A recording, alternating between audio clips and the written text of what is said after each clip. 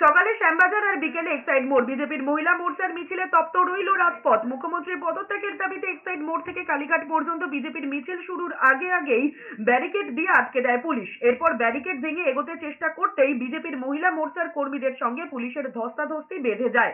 মহিলা মোর্চার কর্মীদের আটকালে কার্যত হিমশিম খেতে হয় পুলিশদের। টেনে হিঁচড়ে চ্যাংদোলা করে প্রিজন ভ্যানে তোলে পুলিশ। এরপর সন্ধ্যের দিকে সেখানে হাজির হন বিজেপির মহিলা মোর্চার সভানেত্রী বনিতা শ্রীনিবাসন এবং বিজেপির রাজ্য মহিলা মোর্চার সভানেত্রী ফাল্গুনী পাত্র। ফের এক প্রস্থ বিজেপি মহিলা মোর্চার কর্মীদের সঙ্গে পুলিশের ধস্তাধস্তি বেঁধে যায়। মাথায় কালো ফেট্টি বেঁধে পুলিশের বিরুদ্ধে স্লোগান দিতে থাকেন তারা।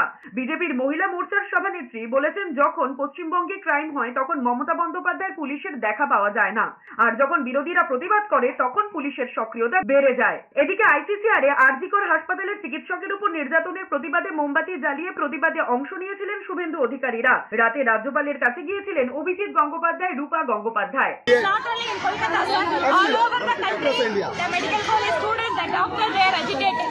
Mamata Banerjee has to understand. So this is the sentiment, this is the concern